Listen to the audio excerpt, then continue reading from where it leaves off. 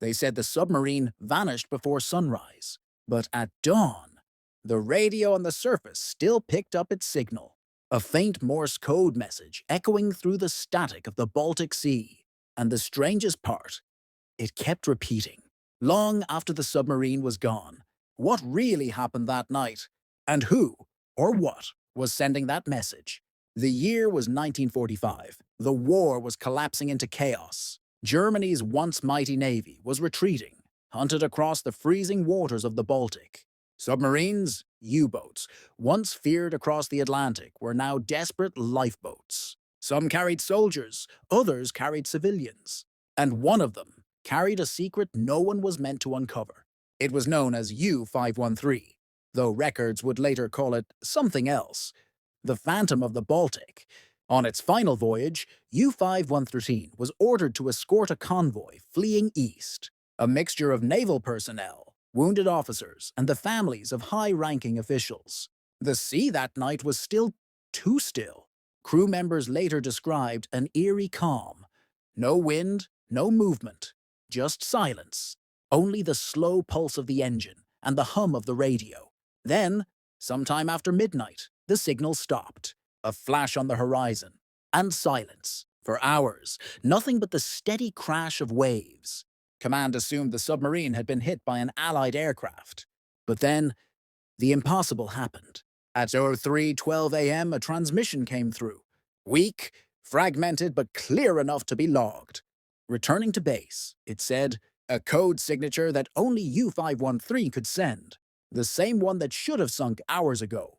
Engineers double-checked the source. Coordinates placed it near the wreck site. Impossible. Was it an echo? A reflection? Or something else? Something trying to make contact from beneath. The operator who received that signal refused to work again. He claimed he heard a voice, faint, almost human, between the dots and dashes of the code. A whisper saying, "Still here." What could that mean? Was the submarine still intact? Could there be survivors trapped below? Or was the radio system somehow haunted by its own final message? By sunrise, the fleet sent a patrol to investigate. They found nothing. No oil slick, no debris, not even a ripple on the surface. It was as if the sea had swallowed the submarine whole and sealed the evidence in silence. But the story didn't end there. Over the next week, coastal stations along the Baltic picked up the same Morse pattern. Exactly the same code, every night at 03:12, no variation. No human operator could replicate that kind of precision. And when technicians triangulated the signal, it always pointed to the same empty patch of ocean. The Navy eventually shut down all reports. Files were sealed, witnesses relocated, and U-513's name quietly erased from the official U-boat registry. But decades later, when divers returned to that same stretch of water, they made a discovery that reignited the legend. The wreck of U-513 rested more than 60 meters below the surface, buried in darkness and sand. Divers described the water there as unnaturally cold, a chill that seemed to seep through their suits, through their bones, as if the sea itself remembered what had happened. The expedition began in 2017. It was supposed to be routine, just another World War II wreck, another chapter of history frozen in time. But within minutes of reaching the site, the team realized this wasn't like any wreck they had seen before. The hull was shattered, yet strangely clean. No corrosion marks, no algae, no signs of marine life clinging to the metal, almost as if the sea refused to touch it. The torpedo tubes were empty, but the radio compartment was almost pristine. Lead diver Henrik Olsen recalled his first descent into the control room. He said it felt like stepping into a tomb that had been waiting to be opened. And right there, in the corner, was the radio, still bolted in place, still intact. When they examined it closely, they found something that shouldn't have been possible.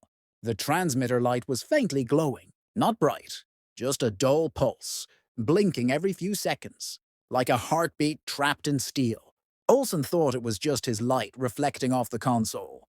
But when he turned away, the glow stayed. Blink, pause, blink. The same pattern logged by naval stations in 1945. 03:12 a.m., He froze, hovering in the silence, watching the light fade, then pulse again. And then, through the static of his comm system, he heard it, a clicking sound, slow, deliberate, like Morse code being tapped. From inside the wreck, the other divers didn't hear it. Their headsets were filled with nothing but the soft hum of air and the creak of metal. But Olsen swore that for a full 30 seconds, he heard a sequence of dots and dashes repeating the same phrase, "Still here." When he surfaced, his oxygen gauge read lower than expected. He had been down there far longer than the dive computer recorded. The team checked the equipment. Everything was working perfectly. So how had he lost time? They reviewed the dive footage that night, and that's when they noticed something else. A shadow moving across the camera feed, just behind Olsen's shoulder. A figure, human-sized, drifting slowly past the control room, then vanishing into the darkness. The team went silent. No one wanted to admit what they had seen. They told themselves it was debris, a trick of the light, a fish, anything but what it looked like. But when they enhanced the frame, they saw the unmistakable outline of a Navy uniform. And on the sleeve, a faded German insignia. Could it be the spirit of one of the crew? Or was it just the sea playing tricks again? The next morning, the team returned for a second dive. This time, they planned to document everything. But the sea had changed. The currents were stronger, visibility worse, and the wreck seemed quieter. For 2 nights, the sound kept coming, steady, deliberate, and hauntingly familiar. 03:12 a.m., the same hour the submarine was last heard from. 80 years ago. The crew of the research vessel grew uneasy. Some wanted to end the expedition. But Henrik Olsen couldn't let it go. He believed the signal was connected to the captain's logbook, that it was more than random noise. It was a message, waiting to be understood. So on the third morning, he descended again, alone. The sea greeted him with silence. No fish, no sound, only the slow groan of metal beneath pressure. He followed the line of the wreck until he reached a sealed compartment near the bow. It wasn't listed in the blueprints. The steel door was welded shut from the inside. Someone had tried to lock something, or someone on the way. He brushed the dust from the surface and saw a faint engraving. Nur für den Kapitän. For the captain only. Inside his helmet, Olsen whispered the words to himself. And in that moment, he felt something cold brush against his shoulder, as if unseen fingers had passed through the water behind him. He turned sharply. Nothing, just the endless dark. The door was too thick to cut with his standard tools, so he attached a small hydraulic wedge, enough to pry it open a few inches. And as the gap widened, a single bubble escaped, followed by a slow, almost human sigh that echoed through the chamber. Inside, his flashlight revealed a small compartment, a bunk, a rusted pistol, and a single metal box, sealed with a German naval crest. He brought it to the surface, hands shaking as he laid it on the deck. The team surrounded him, their faces pale beneath the morning light. The box was heavy, but not locked. Inside were several water-damaged papers, a photograph, and a sealed glass cylinder containing a reel of magnetic tape. The photo showed the crew of U-513, smiling on deck. But one figure stood apart, his face half turned from the camera. The captain. On the back of the photo, written in faint ink, were the words, 0312, he will call again. They played the magnetic tape using a modified recorder. At first just static, then, faintly, a voice.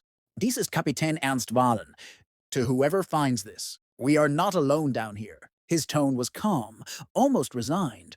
He spoke of a mission that never appeared in German naval archives. U-5113 had been ordered to test a new radio frequency device, one that could transmit through deep water, using experimental magnetic waves. But something went wrong. The first signal went out at 0312, the captain said. We received a reply, not from the base. Not from any ship, but from beneath us. He paused. Then the tape hissed again, his final words trembling. It speaks our names, one by one. If you hear it, do not answer. The tape ended abruptly. Silence filled the cabin. For a long time, no one moved. Then one of the engineers noticed something strange. After the tape incident, the German Navy archives reopened their sealed records from 1945. What they found confirmed their worst fears. U-513's final mission had never been meant for combat. It was part of something far darker, an operation so secret that even Berlin erased its name from history. They called it Project Nachtwelle, the night wave. Its goal: to develop a deep-sea communication system using low-frequency magnetic pulses, frequencies so strong they could travel through hundreds of meters of water. But the test site chosen was not random. It was over a trench the locals called Der Flüstergrund, the Whispering Depths. Fishermen had avoided it for generations, claiming they heard voices from below the surface at night. Most dismissed it as folklore, until 1944, when the Navy decided to use that same trench as a test location. And that's where U-513 disappeared. Olsen sat in the archive room as these documents were read aloud. The air felt heavy, as if the sea itself were listening through the walls. He traced the coordinates on an old chart and realized something terrifying. The Whispering Depths lay directly beneath the same region where his team had detected the signal. It wasn't coincidence, it was the same place. The deeper he dug, the stranger the records became. Encrypted telegrams spoke of non-human responses and acoustic reflections inconsistent with marine origin. One report mentioned a diver who resurfaced screaming, his eardrums ruptured, claiming the sound spoke his name through the helmet. The scientists had labeled it a psychological anomaly, but the captain of U-513 had called it something else, a voice from the deep. As Olsen reviewed the data from his own expedition, he noticed a pattern hidden in the sonar pings. The sequence Arrow 3.12 wasn't just a time, it was a signal code. 3 long, 1 short, 2 long. He converted it into sound. The waveform was unlike anything he'd seen. A frequency oscillating just below human hearing. Slow, pulsing, almost organic. He played it once more through headphones, and for a moment, he swore he heard words inside the noise. Faint, broken. Come back. He ripped the headset off. The room was cold. No one else had heard it, but the recorder light was still blinking, capturing something long after the playback had stopped. He contacted Dr. Elsa Reinhardt, a marine physicist who had studied magnetic resonance in the Baltic. When she saw the data, her face went pale. "This isn't natural," she said softly. "These patterns, they mimic the rhythm of neural signals, as if something was trying to speak back." They ran the frequency through advanced filters, isolating its harmonics. Hidden within the distortion was a clear structure: 6 repeating pulses, followed by a pause, and then a single tone that matched the U-boat's radio ID. U-513. Elsa leaned back in silence. "It's calling itself," she whispered. The realization struck them both at once. The investigation into the frequency was officially terminated within 24 hours. The government's report labeled it an instrumental anomaly, a harmless interference caused by outdated sensors. But the scientists who heard it knew better, because once you've heard that sound, you can't forget it. It stays with you, a whisper at the edge of silence. Dr. Elsa Reinhardt resigned the same week. She left behind only one note, handwritten in trembling ink.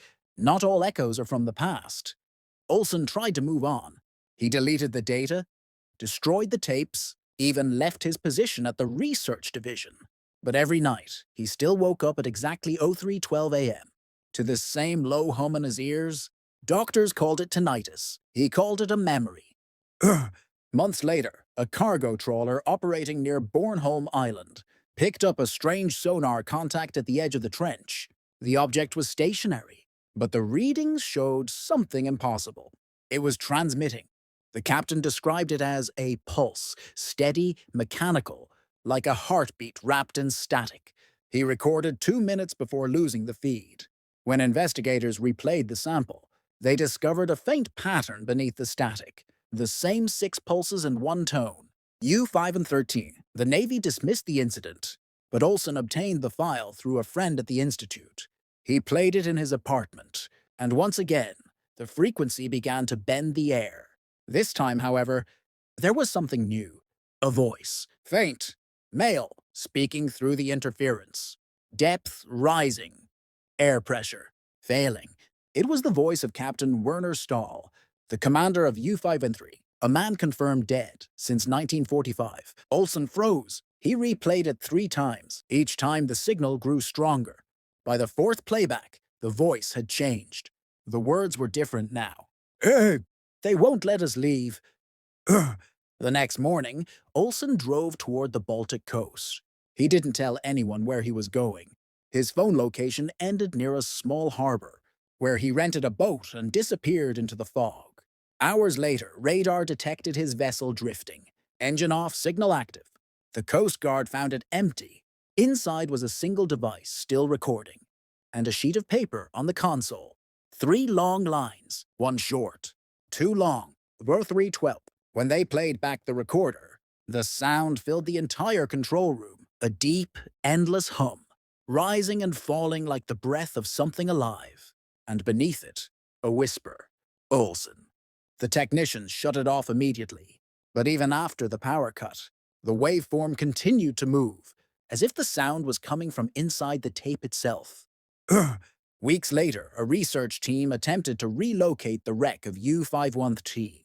Using new submersibles, they descended into the trench, known as the Whispering Depths. Sonar scans showed shifting anomalies, not one object, but several, moving in slow formation just above the seabed.